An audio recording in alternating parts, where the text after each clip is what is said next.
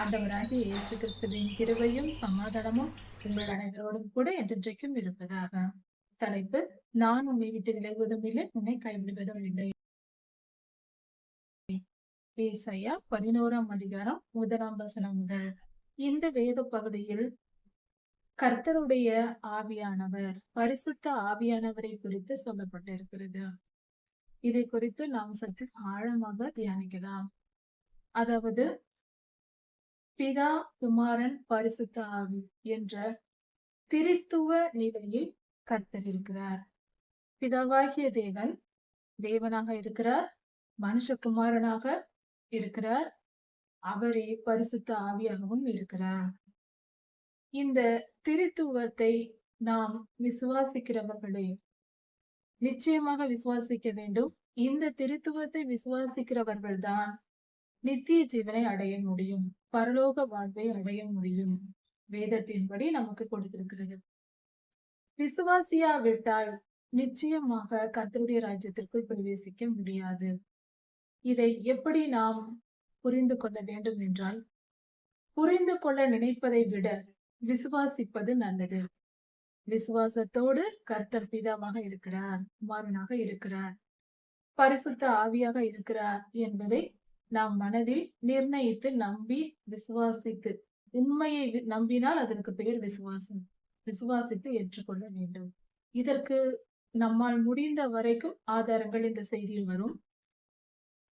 ஆனாலும் நிரூபிக்கப்பட வேண்டும் என்று எதிர்பார்க்க கூடாது. விசுவாசத்தோடு தான் ஏற்றுக்கொள்ள வேண்டும். திருத்துவத்தை பற்றி முழுமையாய் அறிந்தவர்கள் யாரும் இருக்க முடியாது.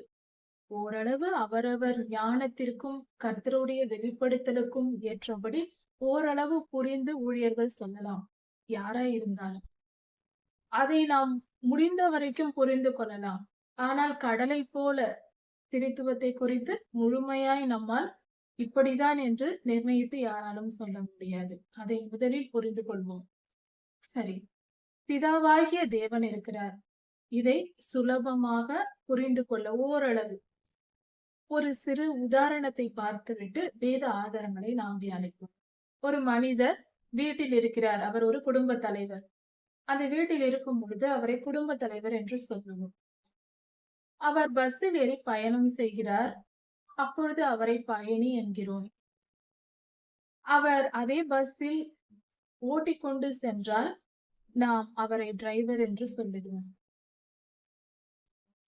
அதே மனிதர் மருத்துவமனைக்கு சென்று தன் உடல்நிலையை பார்ப்பதற்காக அவர் மருத்துவமனைக்கு சென்றார். அங்கு அவர் நோயாளி என்று எண்ணப்படுகிறார்.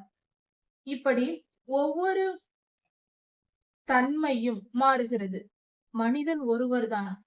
ஒரு பிள்ளைக்கு தகப்பனாகவும், மனைவிக்கு கணவராகவும், குடும்ப தலைவராகவும் வீட்டில் இருப்பவர் வெளியில் செல்லும் போது அவர் செய்யும் தொழிலுக்கேற்ப ஒரு மருத்துவராக இருக்கலாம், ஒரு ஆசிரியராக இருக்கலாம். பலவித வேலைகள் அவர் செய்யும் பொழுது அவருக்கு ஒரு பெயர் கொடுக்கப்படுகிறது. பொதுவாக பால் வியாபாரம் செய்கிறவர்களை பால்காரர் என்று சொல்லுவோம். அவருக்கு அந்த செய்யும் தொழிலை வைத்து அந்த பெயர் கொடுக்கிறோம். பஸ் போன்ற வாகனங்களை ஓட்டுபவர்களை டிரைவர் என்று சொல்லுகிறோம். அப்படி நாம் சொல்வதற்கு அவர்களுடைய வேலை, அவர்களுடைய தன்மையே காரணமா இருக்கிறது. அதே போல கர்த்தர் பிதாவாகிய தேவனும் அப்படிதான். அவர் ஒருவர்தான். பிதா, குமாரன், பரிசுத்த ஆவியானவர் மூவராக இருக்கிறார்கள். மூவரும் ஒருவராக இருக்கிறார்கள். 1 யோவான் 5ஆம் அதிகாரம் 6-7 வசனங்கள், அதை தொடர்ந்த வசனங்களை நாம் படிக்கும் பொழுது பல காரியங்களை நாம் புரிந்து கொள்ளலாம். 6ஆம் வசனத்தில் கொடுக்கப்பட்டிருக்கிறது, ஆவியானவர் சத்தியமாகையால். ஆவியானவர் சத்தியமாய் இருக்கிறார். சத்தியம் என்றால் வேத வசனங்கள், கர்த்தருடைய நீதி நியாயங்கள். வேத வசனம் தான் சத்தியம். அந்த சத்தியமாய் பரிசுத்த ஆவியானவர் இருக்கிறார். வேத வசனத்தை நாம் படிக்கும் பொழுது சத்தியமாகிய பரிசுத்த ஆவியானவர் நமக்குள் வருகிறார் என்ற காரியத்தை நாம் இந்த இடத்தில் கற்றுக்கொள்ளலாம். சத்தியமாக, வேத வசனமாக பரிசுத்த ஆவியானவர் இருக்கிறார். அவருடைய தன்மைகள். பரலோகத்தில் சாட்சியிடுகிறவர் மூவர்: பிதா, வார்த்தை, பரிசுத்த ஆவியானவர் என்று சொல்லப்பட்டது. பிதாவாகிய தேவனும் வார்த்தையாகிய இயேசு கிறிஸ்துவும் பரிசுத்த ஆவியானவரும் 7 ஆவிகளான பரிசுத்த ஆவியானவரும் அங்கு சாட்சி கொடுக்கிறார்கள். அவர்கள் மூவரும் ஒன்றாய் இருக்கிறார்கள் என்று 7ஆம் வசனத்தில் கொடுக்கப்பட்டது. மூவர் தான், ஆனால் ஒன்றாய் இருக்கிறார்கள். இதை நம்மால் புரிந்து கொள்ள முடியவில்லை என்றால் அதை விசுவாசித்து ஏற்றுக்கொள்வேன். ஏனென்றால் நாம் பொதுவாக ஒரு காரியம் உண்டு. இந்த உலகத்தில் இருக்கிற காரியங்களை வைத்துதான் நாம் எல்லாவற்றையும் புரிந்து கொள்கிறோம். பச்சை நிறம் என்றால் இப்படி இருக்கும் என்றால் நம் இலையை நினைத்துக் கொள்வோம். இலையின் நிறம் பச்சை, அதனால் அதுதான் பச்சை என்று புரிந்து கொள்வோம். சிறு பிள்ளைகள் நமக்கு இது போதிக்கப்பட்டிருக்கிறது. இந்த நிறத்தை காட்டி நம் ஆசிரியர்கள் நமக்கு சொல்லிக் கொடுப்பார்கள். இது பச்சை நிறம், இது மஞ்சள் நிறம், இது தங்க நிறம், இது சிவப்பு நிறம் என்று சொல்லிக் கொடுப்பார்கள். அதை பார்த்து கற்றுக்கொண்டு அதை நாம் பின்பற்றி ஒவ்வொரு மனிதர்களும் வாழ்கிறோம். ஆனால் இந்த உலகத்தில் இல்லாத ஒரு புது நிறத்தை காண்பித்து இதை என்ன என்று கேட்டால் பல நிறங்களை சேர்த்து ஒரு புதிய நிறத்தை உண்டாக்கி நாம் அந்த நிறத்தை யாராவது நன்றாக இந்த பெயிண்டிங் செய்கிறவர்கள் விதவிதமாக செய்வார்கள் அல்லவா? அதில் ஒரு புதிய நிறத்தை காட்டி கேட்டால் இதற்கு பெயர் எனக்கு தெரியாது என்று சொல்வோம். வயதான வீட்டில் பெரியவர்கள் இருந்தாலும் இந்த நிறத்திற்கெல்லாம் பெயர் தெரியாது. பச்சை, மஞ்சள், சிவப்பு இதான் தெரியும், எனக்கு இதெல்லாம் தெரியாது என்று சொல்வார்கள். ஒரு அக்வா நிறத்தை காண்பித்தால் தெரியாது, அவர்களுக்கு பெயர் சொல்ல தெரியாது. இல்லை என்றால் பச்சை போல இருக்கிறது, நீலத்தை போல இருக்கிறது என்று சொல்வார்கள். இது ரெண்டையும் சேர்ந்து கலந்த நிறம் தான் அக்வா நிறம் வரும். அது போலதான் பரலோக காரியங்கள் எல்லாம் இந்த பூமியில் இல்லாததினால் இந்த பூமியில் இருப்பதை வைத்துதான் நம்மால் புரிந்து கொள்ள முடிகிறது. இதை இல்லாத புதிய காரியங்களும் பரலோகத்தில் உண்டு என்பதை தெரிந்து கொள்வோம். பரலோகத்தில் இருக்கிற காரியங்களே வித்தியாசமாய் இருக்க அதை படைத்த பரலோக பிதாவை நம்மால் முழுமையாய் தெளிவாய் தெரிந்து கொள்ள முடியும் என்று எதிர்பார்க்க முடியாது. அது மகா ரகசியங்கள், பல ரகசியங்கள் பரலோகத்தில் இருக்கிறது. இதை விசுவாசித்து ஏற்றுக்கொள்வோம். வேதம் நமக்கு சொல்லிக் கொடுக்கிற வரை, நம் ஞானத்திற்கு எட்டிய வரை புரிந்து கொள்ள முயற்சி செய்வோம். மேலும் விசுவாசித்துக் கொள்வோம். அதாவது பரிசுத்த ஆவியானவர் பிதாவாகிய தேவன், அதாவது பிதா, குமாரன், பரிசுத்த ஆவியானவர் மட்டும்தான் எந்த உலகத்திலும் வணங்கத்தக்கவர்கள். அதை நாம் தெரிந்து கொள்ள வேண்டும். இந்த உலகத்திலோ எந்த உலகத்திலோ வேறு யாரையும் வணங்கக்கூடாது. யோவான் ஐயா ஒரு தூதர் வருகிறார், அவருடைய மகிமையை பார்த்து அவர் காலில் விழுந்து விடுகிறார். அப்பொழுது சொல்லுகிறார், நான் தெய்வம் அல்ல, என்னை வணங்காது என்று அந்த தூதரை சொல்லுகிறார். இதிலிருந்து நாம் தெரிந்து கொள்ள வேண்டியது, நாம் வணங்கத்தக்கவர் இந்த உலகத்திலும் எந்த உலகத்திலும் மூவர், பிதா, குமாரர், பரிசுத்த ஆவியானவர். மூவரும் ஒருவராயிருக்கிறார்கள். ஒருவரே தெய்வம், அவரை மட்டும்தான் வணங்க வேண்டும். மற்ற எந்த ஆவி மண்டலத்தில் உள்ள பொல்லாத ஆவிகளாயிருக்கலாம், தேவ தூதர்களாயிருக்கலாம், ஏற்கனவே வாழ்ந்து முடித்த பரிசுத்தவான்கள், இந்த உலகத்தை விட்டு போன பரிசுத்தவான்கள் பரலோகத்தில் இருக்கிறார்கள். மோசையா, எலியா போன்றவர்கள், தானியேல் ஐயா போன்றவர்கள், அவர்களாக இருக்கலாம். அவர்களை கூட நாம் விழுந்து வணங்க கூடாது. மரியாதை கொடுக்க வேண்டும், கனப்படுத்த வேண்டும். ஆனால் தெய்வமாக வணங்கக்கூடாது. அவர்களுக்கு ஆராதனை செய்யக்கூடாது. அது பாவம். இப்படிதான் நமக்கு வேதம் போதிக்கிறது. அதாவது நாம் வணங்கத்தக்கவர்கள் பிதா, குமாரன், பரிசுத்த ஆவியானவர். சரி, பரிசுத்த ஆவியானவர் எங்க இருக்கிறார், அவர் தன்மை என்ன என்பதை குறித்து சற்று ஆராய்ந்து பார்ப்போம். முதல் பரிசுத்த ஆவியானவரை குறித்து ஆதியாகமம் 1ஆம் அதிகாரத்தில் 2ஆம் வசனத்தில் சொல்லப்பட்டிருக்கிறது. கர்த்தருடைய ஆவியானவர் ஜலத்தின் மேல் அசைவாடி கொண்டிருந்தார். பூமி மீதெங்கும், பூமியை சுற்றிலும் நீர் இருந்தது. தண்ணீருக்குள் மூழ்கி இருக்கிற பந்தை போல பூமி இருந்தது. இப்படி தண்ணீரினால் சூழப்பட்ட அந்த பூமியின் மேல், அந்த தண்ணீரின் மேல் பரிசுத்த ஆவியானவர் அசைவாடி கொண்டிருந்தார் என்று சொல்லப்பட்டிருக்கிறது. இந்த அசைவாடுதல் என்பது பரிசுத்த ஆவியானவர் செயல். பரிசுத்த ஆவியானவரை குறித்து அந்த இடத்தில் 1 அதிகாரத்தில் 2ஆம் வசனத்தில் சொல்லப்பட்டிருக்கிறது. இப்பொழுது பரிசுத்த ஆவியானவர் என்பதை நாம் விசுவாசிக்க முடியும். இதை நாம் பல இடங்களில் வேதத்தில் பழைய ஏற்பாட்டு காலத்தில் கர்த்தர் என்று பார்க்கிறோம். யோசேப் ஐயாவோடு கர்த்தர் இருந்தார், ஆபிரகாம் ஐயாவோடு கர்த்தர் இருந்தார், ஏனோக் ஐயா தேவனோடு சஞ்சரித்துக் கொண்டிருந்தார். இப்படியெல்லாம் சொல்லப்பட்டிருக்கிற வசனங்களை நாம் படித்திருக்கிறோம். இதை அறிந்திருக்கிற நாம் யோசித்து பார்க்க வேண்டும். பிதாவாகிய தேவன் அங்கு இருந்தாரா? கர்த்தர் என்று குறிப்பிடுவது யாரை? அப்படி என்று பார்க்கும்போது பல நேரங்களில் பரிசுத்த ஆவியானவரையும் குமாரனாகிய இயேசு கிறிஸ்துவையுமே பல இடங்களில் குறிக்கிறது. யோசுவா ஐயா கானானுக்குள் நுழையும் போது கர்த்தர் உருவின பட்டயத்தோடு இருந்தார் என்று சொல்லப்பட்டிருக்கிறது. அது ஆண்டவராகிய இயேசு கிறிஸ்து யுத்த வீரராய் அங்கு வந்து நின்றார். ஆனால் அவர்களுக்கு இயேசு கிறிஸ்து என்ற பெயர் தெரியாது. தேவன் குமாரன் என்று தெரியும். இப்படியாக அவர் வந்து இறங்கினார்.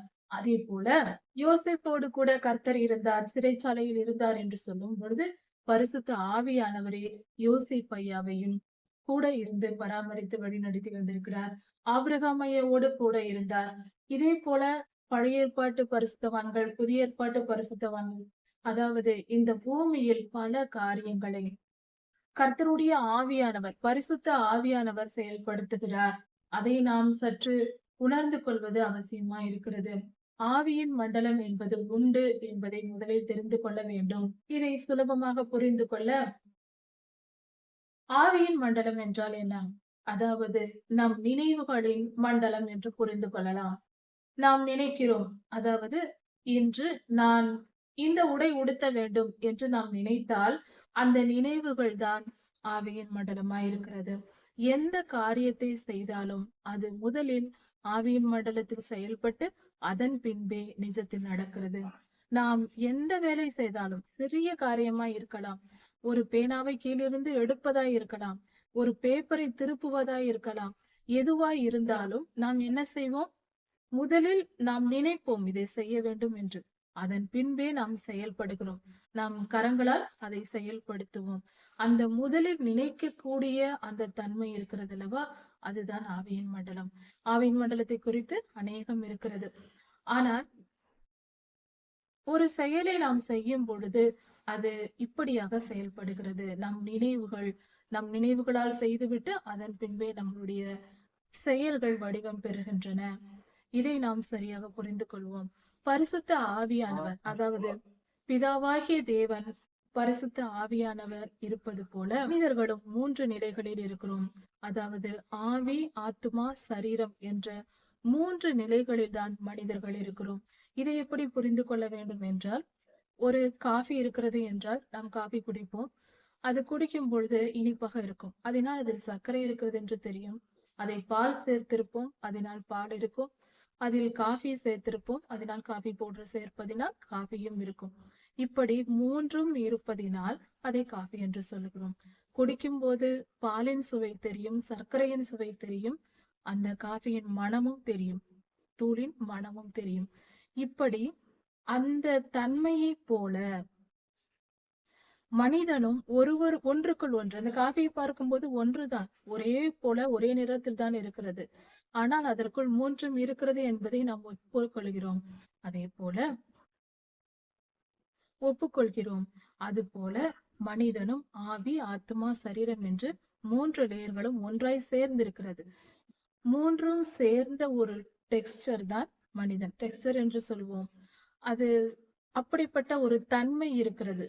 இந்த தன்மையில் இந்த ஆத்மா என்பது நம்முடையதா இருக்கிறது. நம்முடைய செயல்கள் எல்லாம் ஆத்மாவில் நாம் செய்கிறோம்.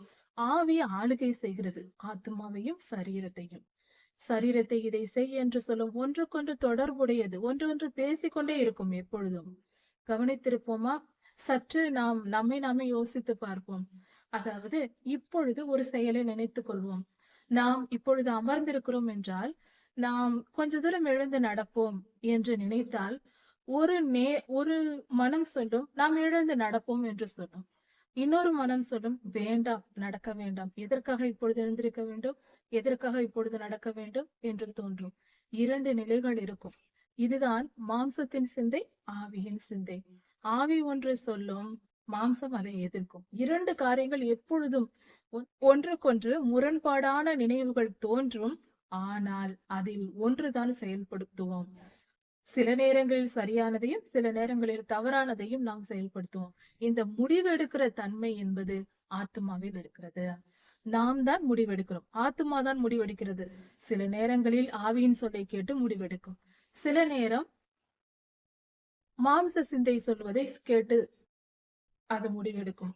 கலாத்தியர் 5ஆம் அதிகாரம் சொல்லுகிறது, ஆவியும் மாம்சமும் ஒன்றுக்கொன்று எதிரடையாக செயல்படுகிறது என்று. ஆவியின் சிந்தை வாழ்வு ஜீவன், ஆனால் மாம்சத்தின் சிந்தையோ மரணம் என்று சொல்லுகிறது. மாம்சத்தின் சிந்தை என்பது பாவம் செய்வது, இன்பமாய் இருப்பது, சுகபோகமாய் வாழ்வது, இப்படியே ஒரு மனம் சொல்லி கொண்டிருக்கும். இன்னொரு மனம் சொல்லும் பரிசுத்தமாய் வாழ வேண்டும், துன்பத்தை சகித்து கொள்ள வேண்டும், எத்தனை வந்தாலும் பரிசுத்தமாய் வாழ வேண்டும், கர்த்தருக்கு பிரியமாய் நடக்க வேண்டும், நற்காரியங்கள் செய்ய வேண்டும், கர்த்தருடைய வசனத்தை நாம் படிக்க வேண்டும், ஜெபிக்க வேண்டும், இப்படி நல்ல விஷயங்களையே ஒரு மனம் சொல்லி கொண்டிருக்கும். ஆத்துமா இரண்டையும், சில நேரம் இதைக்கு கீழ்ப்படியும், சில நேரம் அதற்கு கீழ்ப்படியும். இப்படிதான் ஒரு மனிதனுடைய ஆவி என்பது ஒரு காலி பாத்திரம் போல. அவனுக்கென்று ஒரு ஆவி, அதுதான் அந்த பாத்திரம். ஆனால் அந்த பாத்திரத்தில் கெட்ட ஆவியும் நிரப்ப முடியும், பரிசுத்த ஆவியானவரும் நிரம்ப முடியும். இந்த மனிதன் எதை விரும்புகிறானோ அந்த ஆவி அங்கு வரும். பரிசுத்த ஆவியானவரை விரும்பினால் பரிசுத்த ஆவியானவர் வந்து நல்வழிப்படுத்துவார் அந்த மனிதனை.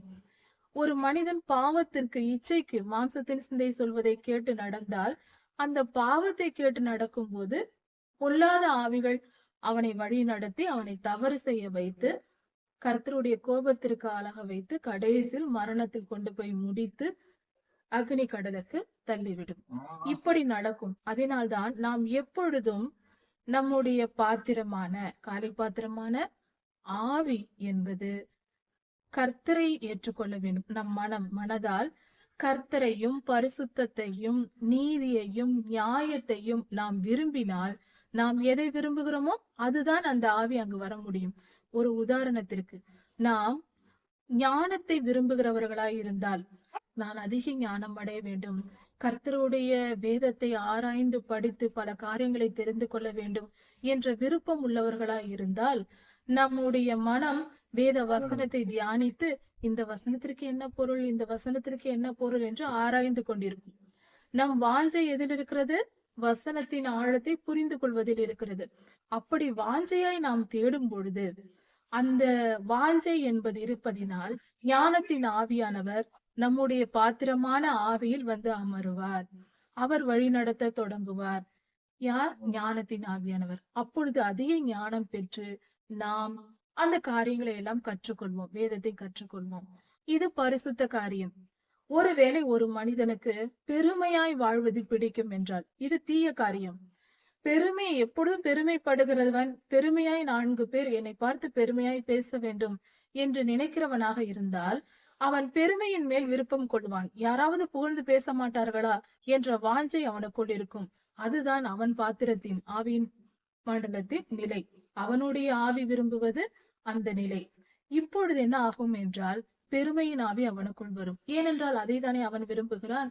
இப்பொழுது பெருமையின் ஆவி, நீ இதை செய்தால் அவன் உன்னை பாராட்டுவான், நீ இதை செய்தால் அவன் உன்னை பாராட்டுவான், புகழ்வான் என்று சொல்லி சொல்லி சொல்லி எல்லா பாவத்தையும் செய்ய வைக்கும். கடைசியில் அந்த பாவத்தின் சம்பளமாக மரணத்தை அடைவான். இப்படிதான் நடக்கிறது ஆவியின் மண்டலம். இப்படி இயற்கை மண்டலம், நேச்சுரல் ரெம் என்று சொல்லுவோம்.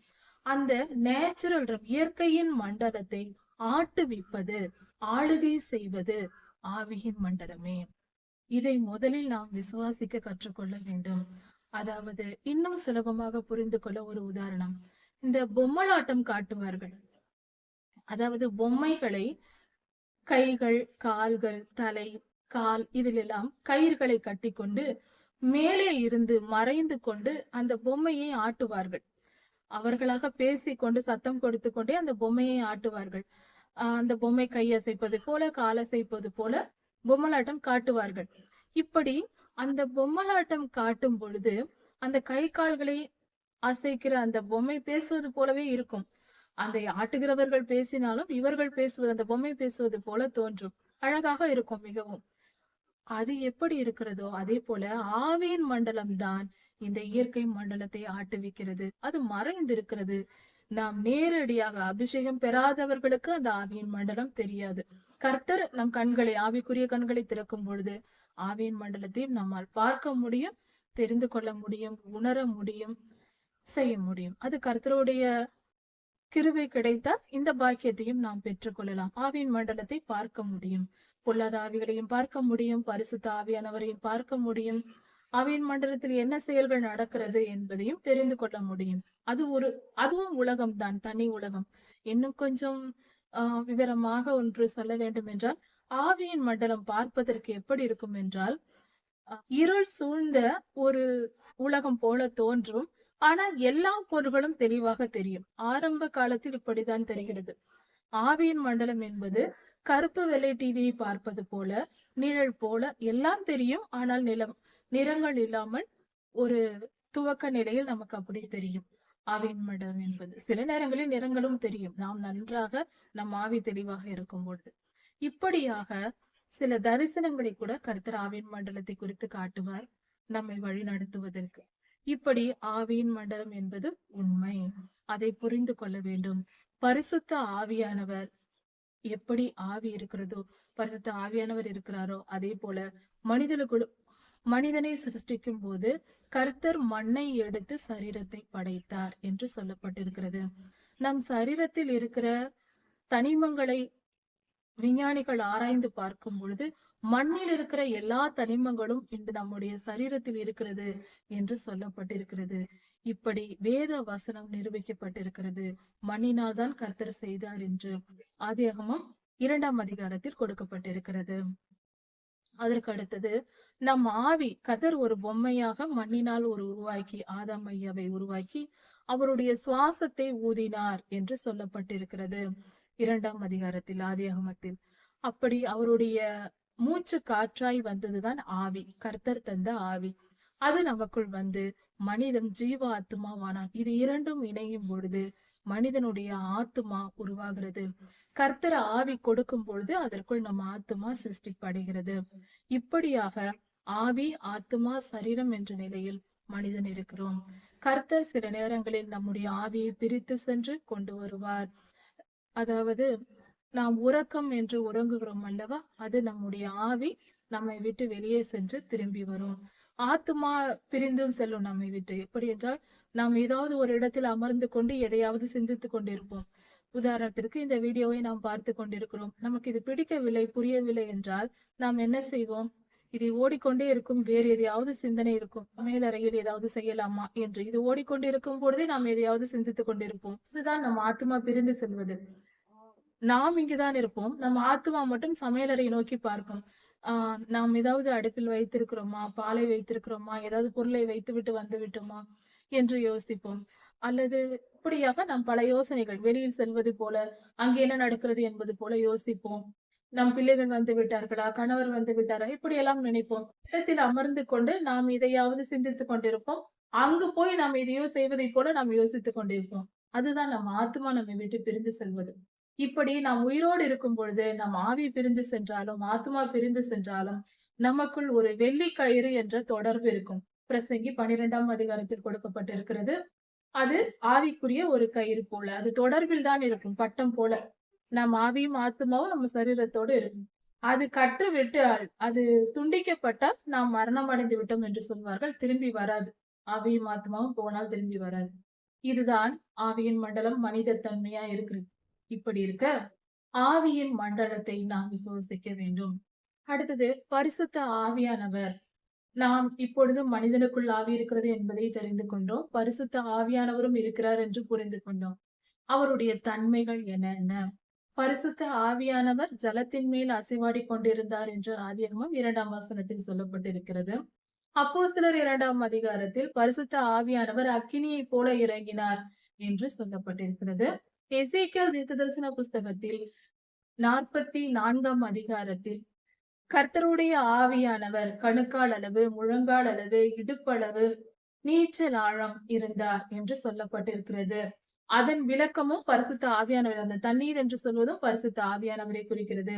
வெளிப்படுத்தல் 21, 20 அதிகாரங்களில் 22ஆம் அதிகாரத்தில் கர்த்தருடைய ஆவியானவர் கர்த்தருடைய சிங்காசனத்தில் இருந்து ஜீவ தண்ணீர் புறப்பட்டு ஓடிற்று என்று சொல்லப்பட்டிருக்கிறது. அதுவும் சிங்காசனத்தில் இருந்து வழிவந்த அந்த ஜீவ தண்ணீர் பரிசுத்த ஆவியானவரை குறிக்கிறது.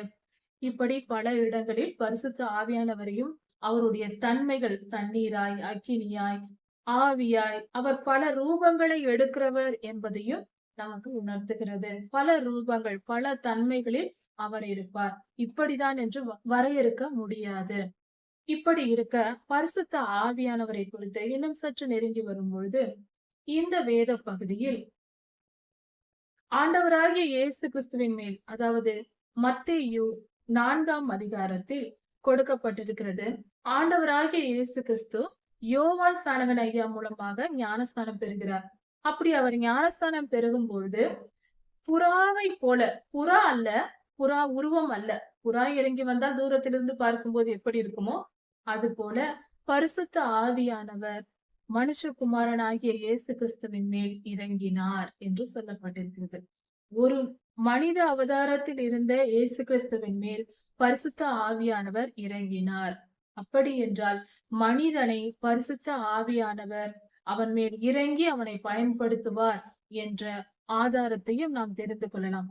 இயேசு கிறிஸ்துவின் மேல் மனுஷகுமார் இருந்தார் என்றால் நம்மேலும் அவர் இருப்பார். ஏனென்றால் அவர் மனித அவதாரத்தில் இருக்கும் பொழுதுதான் பரிசுத்த ஆவியானவர் அவர்கள் மேல் இறங்கினார் என்று சொல்லப்பட்டிருக்கிறது.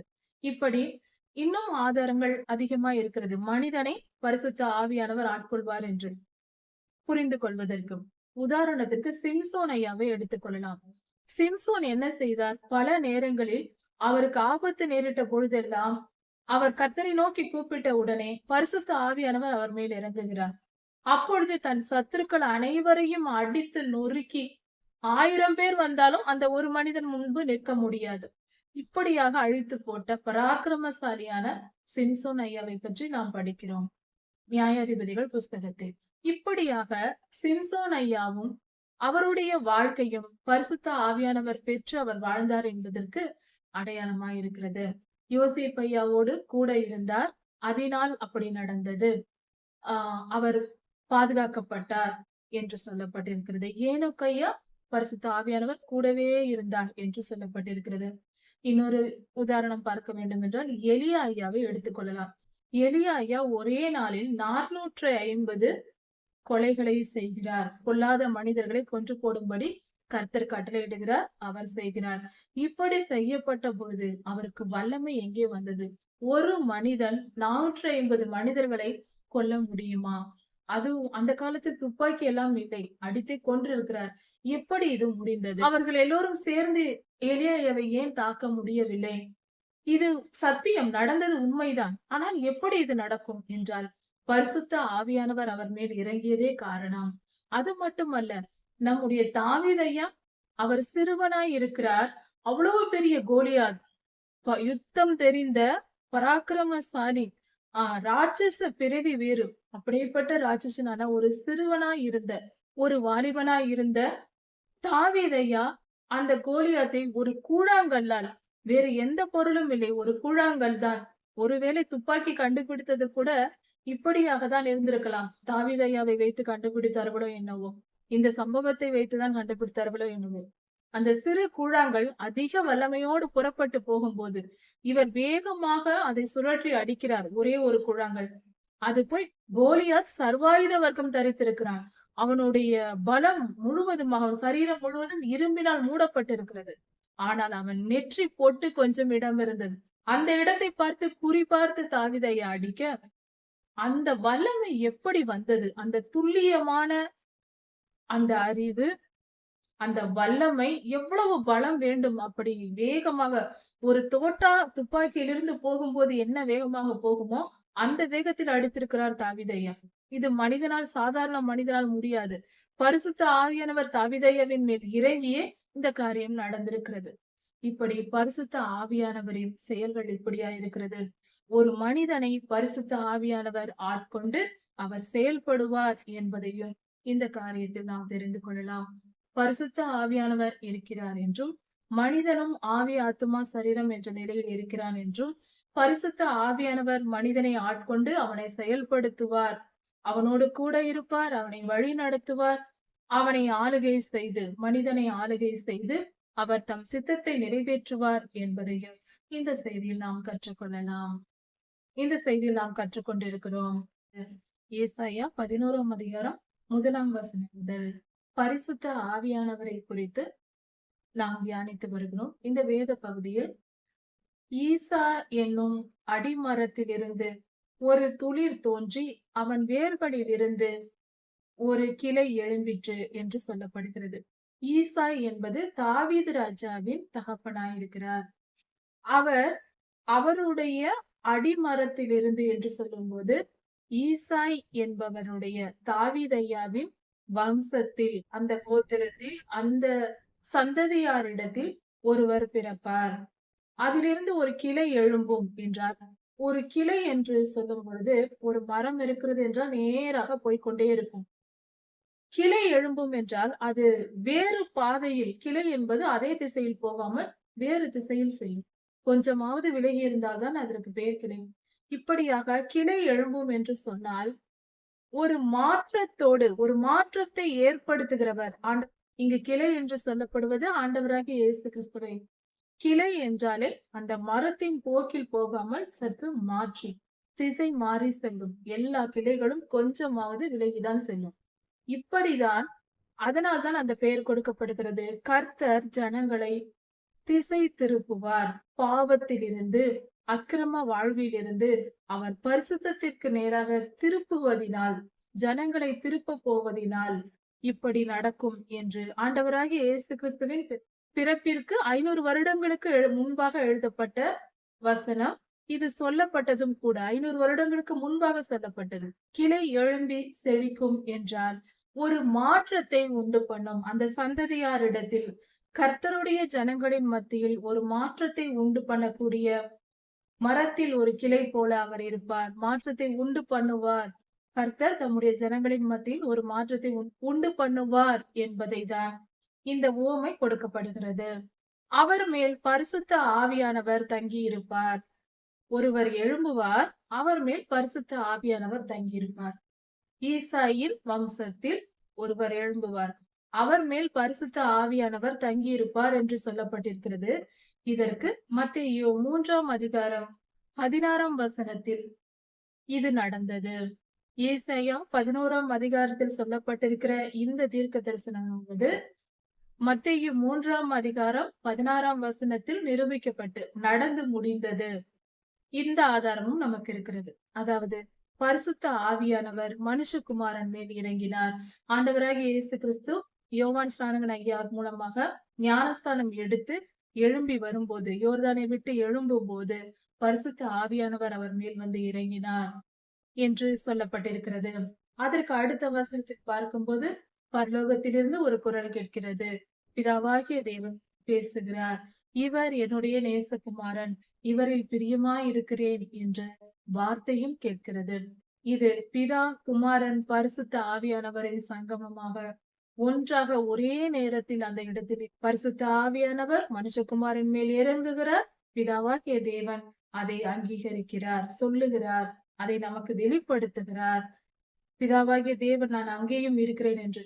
இங்கு திரித்துவம் மிக தெளிவாக சொல்கிறது. திரித்துவம் மிக தெளிவாக இந்த பூமிக்கு வெளிப்பட்ட நிலை இந்த நேரமாக இருக்கிறது. இந்த நேரத்தில் தான் மனுஷகுமாரனாக அவர் இருக்கிறார். பரிசுத்த ஆவியானவரும் அவரே அவர் மேல் வந்து இறங்குகிறார். பிதாவாகிய தேவன் பரலோகத்தில் இருந்தும் குரல் கொடுக்கிறார்.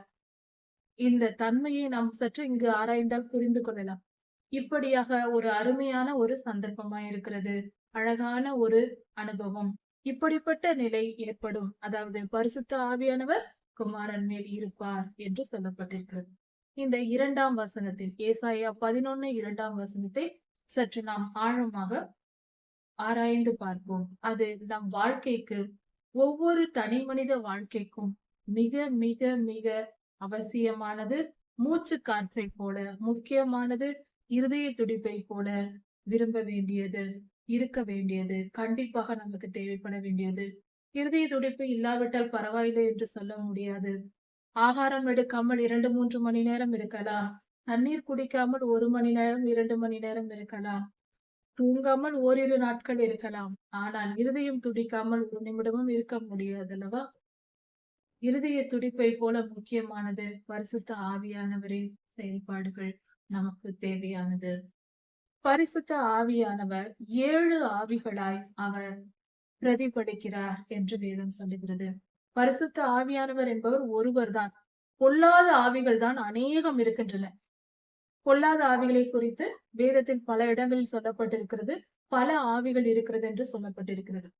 பரிசுத்த ஆவியானவர் ஒருவரே. வேதம் சொல்லுகிறது பரிசுத்த ஆவியானவர் ஒருவரே என்று சொல்லப்பட்டிருக்கிறது. அவர் ஒருவர்தான். அவருடைய தன்மைகள் 7. பரிசுத்த ஆவியானவர் என்பவர் ஒருவர். அவருடைய ஆவிகள் 7. பரிசுத்த ஆவியானவர், அவருடைய ஆவி பிரித்து பார்க்க தெரிந்து கொள்ள வேண்டும். ஒன்றானவர் தான். அதையும் மறந்துவிடக் கூடாது. பிதாவாகிய தேவன் ஒருவராய் இருக்கிறார். தேவன் என்று ஒரு பெயரில் பிதா, குமாரன், பரிசுத்த ஆவியானவர் என்று 3 நிலைகளில் இருக்கிறார். அதிலிருந்து 7 ஆவிகளாகவும் அவர் இருக்கிறார். பிதாவாகிய தேவன் ஒருவர்தான். 7 தன்மைகளாகவும் அவர் இருக்கிறார். அந்த 7 ஆவிகள், பிதாவாகிய தேவனுடைய 7 ஆவிகள் என்ன? இது உண்டா என்றால், இது புதியதாக எதுவும் சொல்லவில்லை. வேதத்தில் தெள்ள தெளிவாக கொடுக்கப்பட்டிருக்கிற காரியம். பிதாவாகிய தேவன் 7 ஆவிகளாய் செயல்படுகிறார் என்று சொல்லப்பட்டிருக்கிறது. அதற்கு ஆதாரம் ஏசாயா 11:2 இந்த வசனத்திலும், வெளிப்படுத்தல் 4ஆம் அதிகாரம் 5ஆம் வசனத்தில் மிக மிக தெளிவாக சொல்லப்பட்டிருக்கிறது. இந்த இடத்திலும் கொடுக்கப்பட்டிருக்கிறது. தேவனுடைய 7 ஆவிகளாகிய அக்கினி தீபங்கள் என்று சொல்லப்பட்டிருக்கிறது. பரலோகத்தில் குத்துவிளக்கு இருக்கிறது. அதில் 7 தீபங்கள் எரிந்து கொண்டிருக்கிறது. 7 நிறங்களில் எரியும். அந்த 7 தீபங்களும் கர்த்தருடைய 7 ஆவிகளாய் இருக்கிறது என்று சொல்லப்பட்டிருக்கிறது. அது மட்டுமல்ல, வெளிப்படுத்தல் 1:13 இந்த வசனத்தில் கர்த்தருடைய 7 குத்து விளக்குகள் இருந்தது. அது குத்து விளக்கு என்பது கர்த்தருடைய ஆவியானவரின் வெளிப்பாடு. அதுவும் கொடுக்கப்பட்டிருக்கிறது. அது மட்டும் அல்லாமல், வெளிப்படுத்தல் 5ஆம் அதிகாரம் 6ஆம் வசனத்தில் ஆட்டுக்குட்டியானவரின் 7 கண்களை குறித்து சொல்லப்பட்டிருக்கிறது. அந்த 7 கண்களும் 7 ஆவிகள் என்று சொல்லப்பட்டிருக்கிறது. இது எல்லாம் புதிய ஏற்பாட்டில் கொடுக்கப்பட்டிருக்கிற ஆதாரங்கள். சரி, பழைய ஏற்பாட்டில் ஏதாவது இருக்கிறதா என்றால், யாத்திராகமம் 25ஆம் அதிகாரத்தில் ஆசரிப்பு கூடாரம் கட்டும் பொழுது அந்த இடத்தில் கர்த்தர் பொன் குத்து விளக்கை வைக்க சொன்னார். அந்த பொன் குத்து விளக்கு ஒரே ஒரு குத்து விளக்கு. அதில் ஒரு விளக்கு மையத்திலும் 3 கிளைகளில் 2 புறங்களிலும் 3 கிளைகள் உள்ளதாக ஒரு குத்து விளக்கு வைக்க வேண்டும் என்று சொன்னார். மொத்தம் 7 அகல்கள். 7 தீபங்கள் எரியும்படியாக அந்த குத்து விளக்கு செய்யப்பட வேண்டும் என்று கர்த்தருடைய கட்டளை கொடுக்கப்பட்டிருக்கிறது. இந்த கட்டளையானது வெளிப்படுத்தல் புஸ்தகத்தில் சொல்லப்பட்டிருக்கிற அதே குத்து விளக்கின் மாதிரியை போல. இங்கு 7 குத்து விளக்குகள், 7 அகல்கள். இங்கு ஒரு குத்து விளக்கு, 7 அகல்கள் என்று சொல்லப்பட்டிருக்கிறது. இப்படி ஆதாரங்கள் கொடுக்கப்பட்டிருக்கிறது. கர்த்தருடைய 7 தன்மைகளை வேதாகமம் முழுவதும் கூட பார்க்கலாம். இந்த இடத்தில் மட்டும் அல்ல. அதை குறித்து நாம் சற்று விரிவாக பார்ப்பதற்கு முன்பாக, ஏசாயா 11:2 சொல்லப்பட்டிருக்கிற அந்த 7 ஆவிகள் என்ன? பரிசுத்த ஆவியானவர், பிதாவாகிய தேவன் 7 ஆவிகளாய் செயல்படுகிறார். அந்த 7 ஆவிகள் என்ன என்ன என்பதை தெரிந்து கொள்வோம். 4 பிரிவுகளாக இந்த இடத்தில் கொடுக்கப்பட்டிருக்கிறது. குத்து விளக்கை நாம் மனதில் நினைத்துக் கொள்வோம். அதாவது, குத்து விளக்கு என்றால் யூதர்கள் பயன்படுத்தும் இந்த காலத்திலும் அவர்கள் இப்படித்தான் பயன்படுத்துகிறார்கள். யூதர்கள் பயன்படுத்தும் குத்து விளக்கை நாம் கவனித்திருந்தால் அதன் ரூபம் தெரியும். இந்த வீடியோவில் உங்களுக்கு மேலே கொடுக்கப்படும். அதை பார்த்து கொள்ளலாம். அந்த குத்து விளக்கு கீழே ஒரே ஒரு தண்டு இருக்கும். மேலே 7 கிளைகள் இருக்கும். ஒரு இடத்தில் எண்ணெய் ஊற்றினால், அந்த அடி கிண்ணத்தில் எண்ணெய் ஊற்றினால், அந்த திரியின் மூலமாக 7 அகல்களுக்கும் எண்ணெய் போகும். இப்படி போகும்போது அந்த ஒவ்வொரு கிளையும் முதலில் அந்த எண்ணெய் சேரும் பொழுது முதல் 2 கிளைகள் வலது புறமும் இடது புறமுமாக 2 குழாய்கள் செல்லும். அந்த குத்து விளக்கில் 2 குழாய்கள். முதலில் 2 சமமான, வலது புறம் ஒரு குழாய், இடது புறம் ஒரு குழாயாக 2 குழாய் செல்லும். அதற்கு மேல் எண்ணெய் ஊற்றும் போது, அந்த எண்ணெய் போகும்போது அடுத்த 2 குழாய்கள், அதற்கு மேல் செல்லும் போது அடுத்த 2 குழாய்கள். இப்படி 3 அடுக்கில் 2 குழாய்களை தாண்டி அதன் பின்பாக ஒரே ஒரு அகல் இருக்கும். மொத்தம் 7 அகல்கள் எரியும். இதுதான் குத்து விளக்கின் அமைப்பு. இந்த 4 பிரிவுகளை எசேக்கியேல் புஸ்தகத்திலும் நாம் இதை கவனிக்கலாம். கர்த்தருடைய ஆவியானவரை குறித்து கொடுக்கும் பொழுது இதே போன்ற உயரத்தை வைத்தே கொடுக்கப்பட்டிருக்கிற உவமை. கணுக்கால் அளவு முதல் 2 அகல்களைப் போல, முழங்கால் அளவு 2 அகல்களைப் போல, அடுத்து வரும் 2 அகல்களைப் போல, இடுப்பளவு அதற்கு அடுத்து வரும் 2 அகல்களைப் போல, நீச்சல் ஆழம் கர்த்தருடைய ஆவியானவர் கடைசியில் நடுவில் இருக்கிற ஒரு அகலை போல. இப்படி இந்த 4 பிரிவுகளும் எசேக்கியேல் புஸ்தகத்திலும் கொடுக்கப்பட்டிருக்கிறது. எசேக்கியேல் 47ஆம் அதிகாரத்திலும் இது கொடுக்கப்பட்டிருக்கிறது.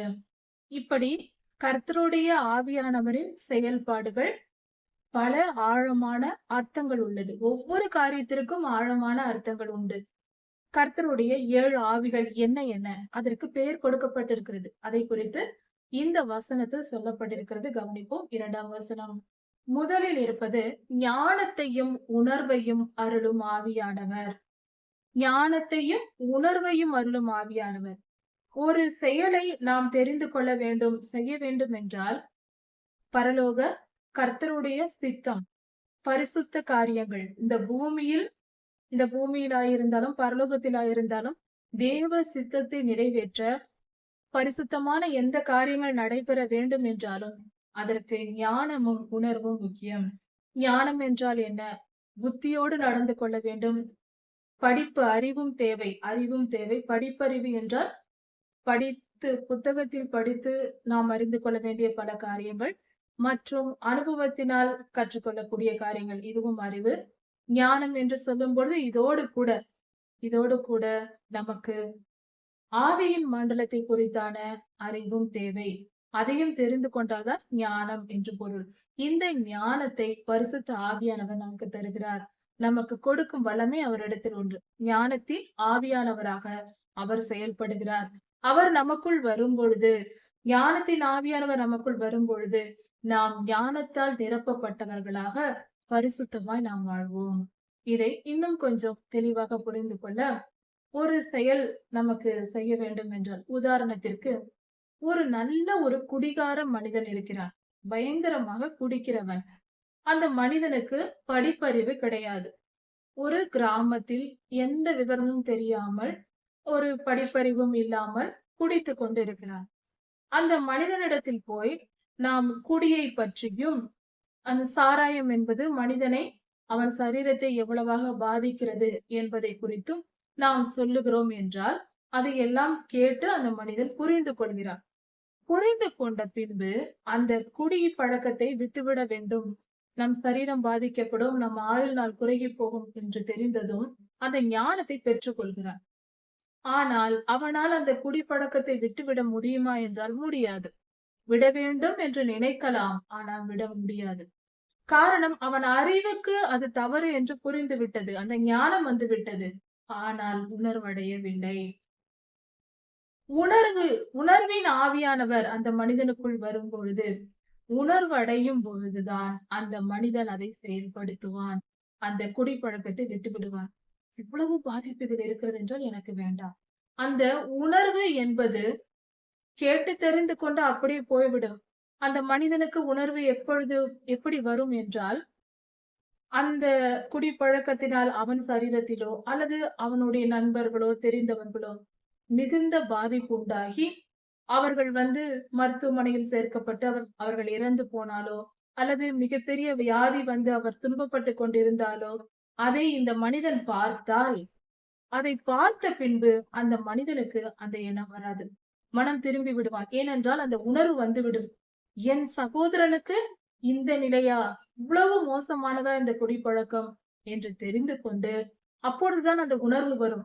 ஏனென்றால் அந்த மனிதன் துன்பப்படுவதை இவன் பல நாட்கள் பார்க்க வேண்டும். பார்த்த பின்பு அந்த உணர்வடைவான். உணர்வடைந்து இவன் குடிப்பழக்கத்தை விட்டு விடுவான். நாளை நமக்கும் இதே நிலைதான வரும் என்று. ஒரு செயலை ஞானம் அடைந்து புரிந்து கொள்ளலாம்.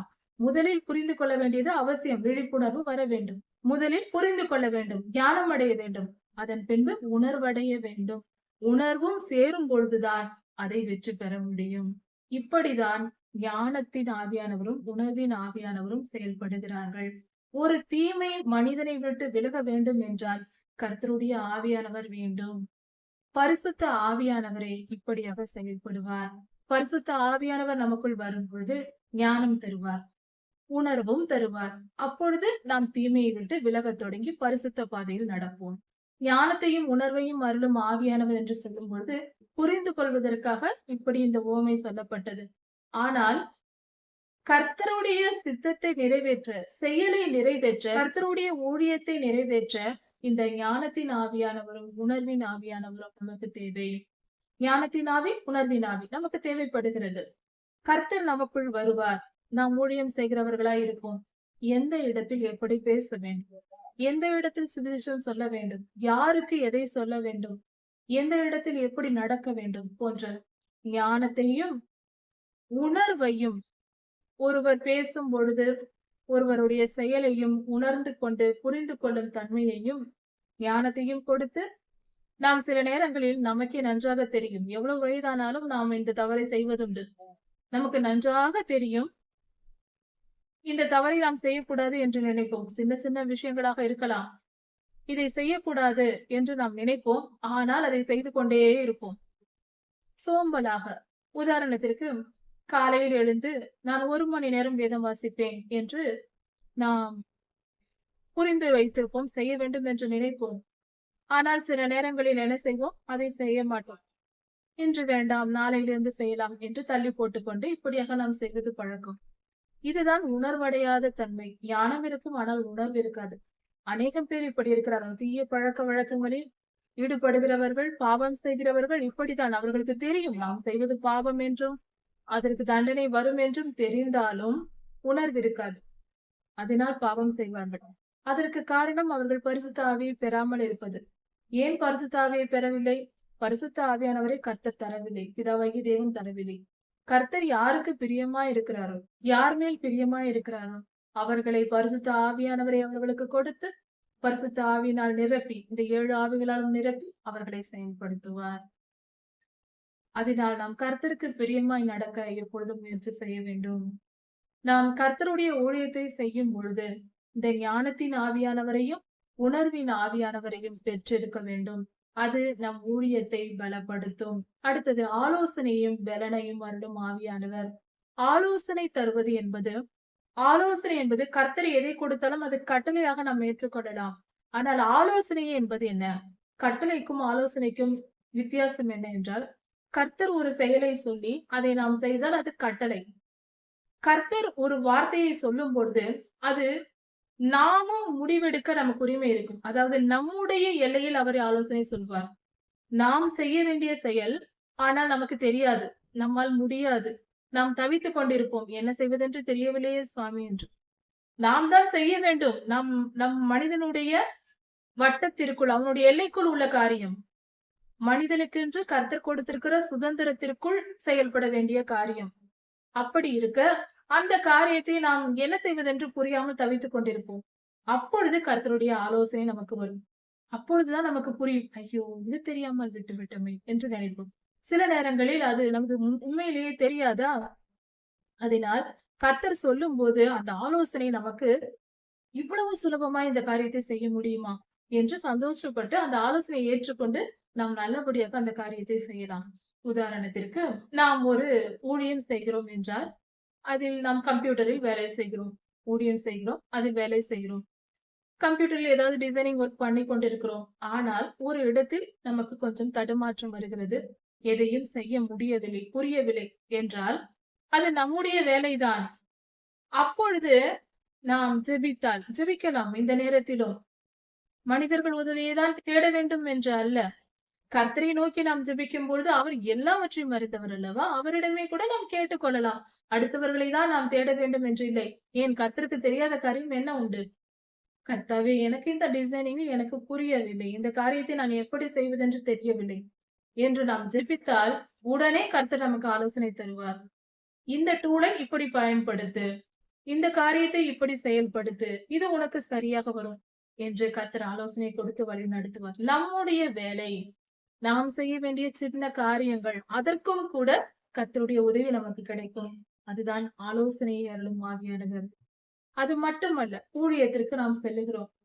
அங்கு போகும்போது பல இடங்களில் செல்லும் பொழுது ஊழியத்தில் நமக்கு ஏதாவது ஒரு சில இடைஞ்சல்கள், தொல்லைகள் ஏதாவது இருந்தால் எப்படி செயல்பட வேண்டும் என்று புரியாமல் நாம் தவித்திருக்கும் பொழுது கர்த்தரிடம் ஜெபித்தால் அவர் ஆலோசனை தருவார். இப்படி நடந்து கொள். அந்த ஆலோசனையானது அது நமக்கு மிகுந்த பலனை கொடுக்கும். சுலபமாக நாம் நிம்மதியாக வேலை செய்யவும், நம்முடைய காரியங்களை நல்லபடியாக செய்து தேவ சித்தத்தை நிறைவேற்ற அது உதவியா இருக்கும். இப்படி ஆலோசனையை தந்து நம்மை வழி நடத்துவார். பலனை தருவார். நமக்கு சரீரத்தில் பலன் தேவை. எந்த காரியம் செய்ய வேண்டும் என்றாலும் நம் சரீரத்தில் பலன் தேவை. அந்த சரீரத்திற்கும் பலனை தருவார். அது மட்டுமல்ல, ஆவியிலும் பலன் வேண்டும். சில நேரங்களில் சரீரத்தில் பலன் இல்லாமல் கூட சில நேரங்களில் கொஞ்சம் துன்பத்தோடு கூட வேலை செய்து விடலாம். ஆனால் ஆவி சோர்ந்து போய்விட்டால், சிலர் நம்மை துன்பப்படுத்தும் பொழுது, நம் மனதை வேதனைப்படுத்தும் பொழுது நமக்கு என்ன தோன்றும் என்றால் மனம் உடைந்து போகும். அந்த உடைந்த மனதிலிருந்து நம்மால் எந்த ஊழியத்தையும் செய்ய முடியாது. எந்த ஒரு காரியமும் செய்ய முடியாது. நற்காரியங்கள் செய்ய முடியாது. தேவ சித்தத்தை நிறைவேற்ற முடியாது. நம் மனம் அதில் ஓடாது. நம் மனம் அந்த துன்பத்தையே நினைத்துக் கொண்டிருக்கும். இவர்கள் இப்படி சொன்னார்களே, இது இப்படி நடந்ததே, இப்படி ஆனதே என்று வேதனைப்பட்டுக் கொண்டிருந்தால் தேவ சித்தத்தை நிறைவேற்ற முடியாதே. அது நம் ஆவியில் சோர்ந்து போயிருக்கும் நிலை.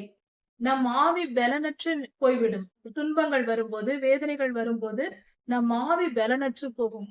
அப்பொழுது பரிசுத்த ஆவியானவர் நமக்குள் வருவார். ஆவியில் பலனை தருவார். சரீரத்திலும் பலவீனமாய் இருக்கிறோம் என்றால் அதற்கும் பலன் தருவார்.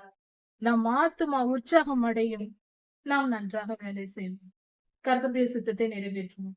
இதுதான் பலத்தின் ஆவியானவர். அடுத்தது அறிவின் ஆவியானவர். அறிவு என்று சொல்லும் பொழுது இந்த உலகத்திற்கேற்ற அறிவுகளும் உண்டு. இந்த உலகத்தின் அதான் இப்பொழுது நாம் பார்த்தது போல ஒரு கம்ப்யூட்டரில் ஒரு டிசைனிங் ஒர்க் நம்மால செய்ய முடியவில்லை. அதற்கேற்ற அறிவையும் கர்த்தர் தருவார். அப்படி உலக காரியங்களில் நாம் செய்யும் பொழுது ஈடுபடும் பொழுது அதற்கு ஏற்ற அறிவையும் நமக்கு கொடுத்து சிறந்ததாக நம்முடைய வேலை செய்யும்படியாக நமக்கு கர்த்தர் உதவி செய்வார். நம்மை ஆளுகை செய்து வழி நடத்துவார். அது கிராபிக் டிசைனிங்காக இருக்கலாம், எடிட்டிங்காக இருக்கலாம், எந்த காரியமாய் இருந்தாலும் மகளே நீ இதை இப்படி செய், இதை அப்படி செய் என்று சொல்லிக் கொடுப்பார். நம்முடைய உலக காரியங்களிலும் ஒரு சிறிய காரியங்களா இருந்தாலும் சரி, பெரிய காரியங்களா இருந்தாலும் சரி, அந்த அறிவை நமக்கு கொடுப்பார். கர்த்தர் சொல்லிக் கொடுக்கும் அந்த அறிவான காரியங்கள் நமக்கு மிக சுலபமாய் இருக்கும். ஆனால் அதன் பலனும் மிக பெரியதா இருக்கும். மிக சுலபமாக நாம் பல வருடங்கள் போராடுகிற பல காரியங்கள் கூட ஒரு சிறு விஷயத்தில் கர்த்தர் சொல்லிக் கொடுத்து விடுவார். அதுதான் அறிவு. கர்த்தர் இந்த உலக காரியங்களை நிறைவேற்றும்படியாக நமக்கு அறிவை தருவார். இந்த உலகத்தில் தானே இருக்கிறோம். எல்லாவற்றையும் நாம் ஆவியின் மண்டலத்தை மட்டும் தெரிந்து கொண்டால் போதும், ஆவிக்குரிய காரியங்களில் மட்டும் வளர்ந்தால் போதும் என்று இருக்கக்கூடாது. உலகத்தில் இருக்கும் வரைக்கும் இவ்வுலக காரியங்களிலும் நாம் வெற்றி பெற வேண்டும் அல்லவா? நம்முடைய காரியங்களை நாம் செயல்படுத்த வேண்டும் அல்லவா? ஊழியத்தை செய்யவும் இவ்வுலக காரியங்கள் தேவைப்படுகிறதே. ஊழியத்தை செய்வதற்கும் இவ்வுலக காரியங்கள், அறிவுபூர்வமான காரியங்களை தெரிந்து வைத்திருக்க வேண்டியிருக்கிறது. ஒரு சாதாரணமாக ஒரு மனிதர்களிடம் பேசும்போது கூட இந்த மனிதனிடம் இப்படிதான் பேச வேண்டும் என்ற ஒரு ஞானம் தேவை. இப்படி நடந்து கொள்ள வேண்டும் அல்லது அவர்கள் இப்படி நடப்பார்கள் என்ற புரிதலும் நமக்கு தேவை. இப்படியான காரியங்களும் கூட கர்த்தர் நமக்கு கொடுத்து வழி நடத்துவார். உலக அறிவையும் நமக்கு தருகிற அறிவின் ஆவியானவராகவும் நமக்கு செயல்படுவார். பரிசுத்த ஆவியானவர் நமக்குள் வரும்போது இதெல்லாம் நமக்கு கிடைக்கும். அதற்கு அடுத்ததாக கர்த்தருக்கு பயப்படுகிற பயத்தை அருளும் ஆவியானவர். இதெல்லாம் இருந்தாலும் நாம் கர்த்தருக்கு பயப்படுகிற பயம் தேவை. அப்பொழுதுதான் நாம் பரிசுத்தமாய் வாழ முடியும். கர்த்தருக்கு பயப்படுகிற பயம் என்றால் என்ன?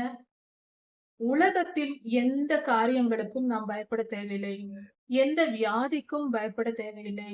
எந்த மனிதனுக்கும், எந்த சூழ்நிலைகளுக்கும், மரணத்திற்கும் நாம் பயப்பட தேவையில்லை. இது எதுவுமே நம்மை பாதிக்காது. மரணம் அடைந்தாலும் மீண்டும் கர்த்தர் உயிர்த்தெழுப்ப பண்ண போகிறார். அதனால் அதற்கும் பயப்பட தேவையில்லை. மனிதன், நம்மை போன்ற மனிதன், அவனால் என்ன செய்ய முடியும்? கர்த்தர் நம்மோடு இருக்கும் பொழுது சகல காரியங்களையும் அவர் பார்த்துக் கொள்வார். அதனால் மனிதனுக்கும் பயப்பட தேவையில்லை. இயற்கை சிற்றங்களை கண்டு பயப்பட வேண்டாம். அதைகளை செயல்படுத்த கர்த்தரே தேவதூதர்களை அனுப்புகிறார். கர்த்தருடைய பாதுகாப்பு நமக்கு இருக்கும் பொழுது எந்த தீமையும் நமக்கு நேரிடாது. இப்படி எந்த ஆபத்திற்கும் எதற்கும் பயப்பட தேவையில்லை. ஒரே ஒரு காரியம் என்னவென்றால் கர்த்தருக்கு பயப்பட வேண்டும். கர்த்தருடைய சித்தத்தை மீறுவதற்கு நாம் பயப்பட வேண்டும். மீறினால் கர்த்தர் அடிப்பார் என்கிற பயம் நமக்கு தேவை. கர்த்தருக்கு பயந்து, கர்த்தருடைய வசனத்திற்கு, அவருடைய வார்த்தைக்கு நாம் கீழ்ப்படிந்து நடக்க வேண்டும். கர்த்தருக்கு பயப்படுகிற பயம் இல்லாவிட்டால் எந்த மனிதனாலும் பரிசுத்தமாய் வாழ முடியாது. சந்தர்ப்ப சூழ்நிலைகள் வரும்போது பாவம் செய்து விடுவான். இந்த காரியம் இன்று அநேகம் பேரால் போதிக்கப்படுவதில்லை என்பதே வேதனைக்குரிய காரியமா இருக்கிறது. கர்த்தர் அன்பானவர், அன்பானவர் என்று சொல்லுகிறோம். அன்பின் ஒரு வெளிப்பாடுதான் கோபம் என்பதையும் உணர்ந்து கொள்ள வேண்டும். கர்த்தர் பட்சிக்கிற அக்னியாய் இருக்கிறார் என்று வேதவசனம் சொல்லுகிறது. கர்த்தருடைய கோபம் ஆறாமல் இன்னும் அவருடைய கை நீட்டியபடியே இருக்கிறது என்று ஏசாயா தீர்க்கதரிசியின் புஸ்தகத்தில் 6 முறை கொடுக்கப்பட்டிருக்கிறது. 10ஆம் அதிகாரம் வரைக்கும். இப்படி கர்த்தர் கோபப்படுவார், அவர் ஜனங்களை அடிப்பார், இப்படிப்பட்ட தீமைகள் வரும் என்பது நாம் போதிக்க வேண்டும். கர்த்தருக்கு பயப்படுகிற பயம் கிறிஸ்தவர்கள் மத்தியில் இல்லாததினால்தான் அவர்களுடைய பாவமும் அதனால் ஏற்படும் துன்பமும் அக்கிரமமும் பெருகி இருக்கிறது. கிறிஸ்தவர்களும் நோய்வாய்ப்படுவது ஏன்? கர்த்தருக்கு பயப்படுகிற பயத்தோடு அவர்கள் பரிசுத்தமாய் வாழ்ந்திருந்தால் ஏன் இப்படி வரப்போகிறது?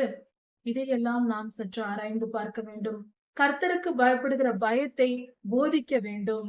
அதிகமாய் ஊழியர்கள் போதிக்க வேண்டும். கர்த்தருக்கு பயந்து நடக்க வேண்டும்.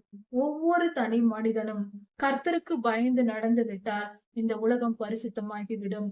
பரிசுத்தம் என்பது கர்த்தருக்கு பயப்படுதலில் இருக்கிறது. அதை நாம் முதலில் தெரிந்து கொள்ள வேண்டியது மிக மிக அவசியம்.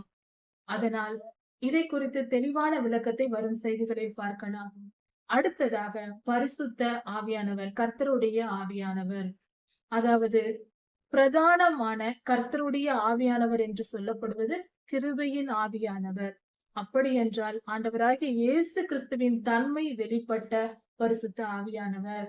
அவர் கிருபையின் ஆவியானவர் என்று எண்ணப்படுகிறார்.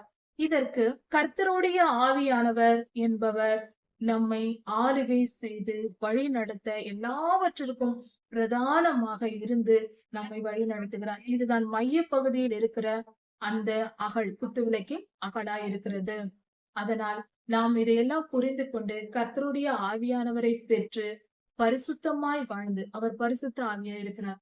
பரிசுத்தமாய் நாம் வாழ வேண்டும் என்றால், பரிசுத்தமாய் ஊழியம் செய்ய வேண்டும் என்றால் கர்த்தருடைய இந்த 7 ஆவிகளையும் பெற்றுக்கொள்ள வேண்டும். அதற்கு நாம் ஜெபிக்க வேண்டும்.